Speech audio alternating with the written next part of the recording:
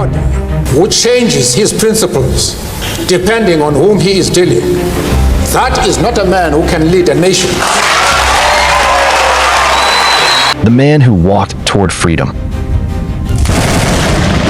Have you ever met a man who spent 27 years in prison, walked out with a smile, and then united a nation that once tore itself apart? Let me tell you about such a man who refused to bow, even when the world wanted him broken. His name was Nelson Mandela. Part 1. The fire begins. Nelson Mandela was born not with a crown, but with a question. Why are my people not free? In a village in the Eastern Cape, young Mandela chased goats and listened to the elders tell stories of bravery. But the day he stepped into Johannesburg, he saw it, apartheid. Signs that said, whites only. No blacks allowed. Servants in trance. And he said to himself, this cannot be life. Not mine, not anyone's.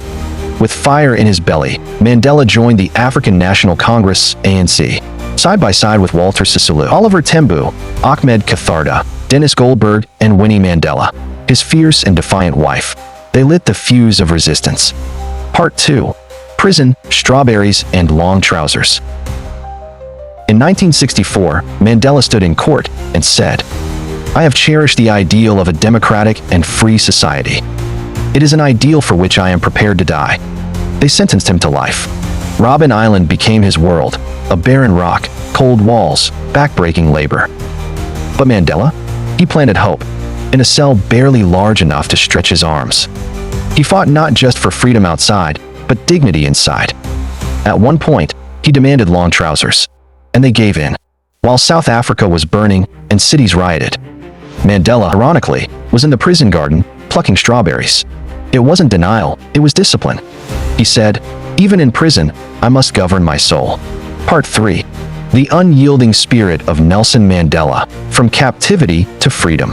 Nelson Mandela, an emblem of resilience and hope, faced monumental challenges that would shape not only his destiny, but also the fabric of an entire nation. His journey from his arrest to his release was fraught with trials that tested the limits of human endurance and ignited a powerful movement for justice in South Africa. In the early hours of August 5, 1962, Mandela, then a skilled and strategic leader of the African National Congress, ANC, was arrested while on a covert trip to gather support for the fight against apartheid. Under the guise of a chauffeur, he traversed the highways of South Africa, but his mission was far greater than mere travel. He was the architect of a liberation movement destined to change the course of history. However, the oppressive regime had other plans. His capture was not just the arrest of a man, but an assault on the ideals of freedom. The infamous Rivonia trial that followed became a landmark moment not only for Mandela, but for the entire struggle against apartheid. He stood before the court as a defiant figure, eloquently articulating the injustices faced by black South Africans. His words resonated with a world that had begun to awaken to the horrors of racial segregation. Yet, it was at this moment that he faced a fate that would imprison his body but not his spirit. On June 12, 1964, Mandela, along with his comrades, was sentenced to life imprisonment, a verdict that seemed to silence the voice of liberation, but instead fed the flames of resistance. Mandela spent 27 long years at the remote and windswept Robben Island, cut off from the outside world. The conditions were brutal. Prisoners endured hard labor, meager rations, and harsh treatment. Yet, within those walls, Mandela found strength and unity. He forged bonds with fellow inmates, forming a collective spirit of defiance against the oppressive regime. Through his resilience, he became a symbol of hope, not just for those behind bars, but for millions of disenfranchised individuals searching for their own liberation.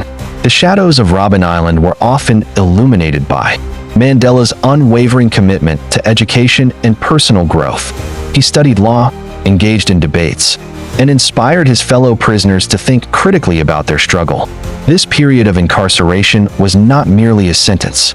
It became a crucible where his vision for a free and equal South Africa was forged. His indomitable spirit inspired countless activists both within and outside the prison walls. As news of his imprisonment galvanized international outcry against apartheid, Because just like ourselves, they are fighting for the right of self-determination. Part 4. The support grew louder for his release. Throughout the years of hardship, the world had not forgotten Mandela. The call for his release grew louder, becoming a rallying cry for civil rights movements across the globe. Activists, such as Archbishop Desmond Tutu and numerous international leaders, wielded their influence, campaigning tirelessly for his freedom. The apartheid regime, shaking under the weight of global condemnation, began to realize that keeping Mandela imprisoned was not a sustainable option. Finally, on February 11, 1990, after decades of struggle, Nelson Mandela was released. His emergence from the prison gates was a moment of profound emotional resonance. Not just for him, but for all who had dreamt of a free South Africa.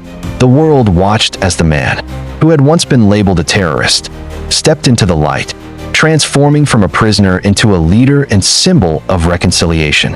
Mandela's release was a turning point, leading to negotiations that would ultimately dismantle apartheid and usher a new era of freedom.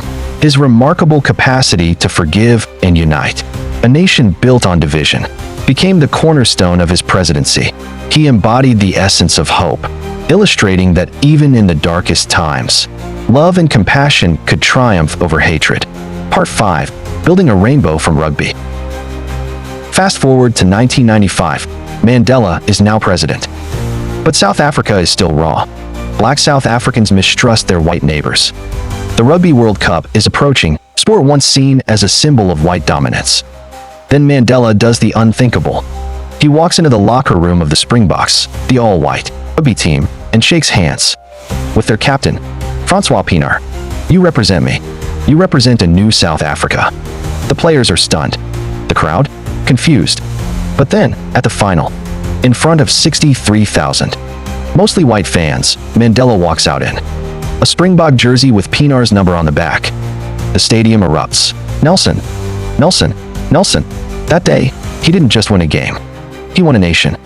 Our attitude towards any country is determined by the attitude of that country to our struggle. A legacy beyond prisons and power. Nelson Mandela taught us something the world forgets far too often. Resentment is like drinking poison and then hoping it will kill your enemies. He chose forgiveness over fury, unity over revenge, discipline over despair.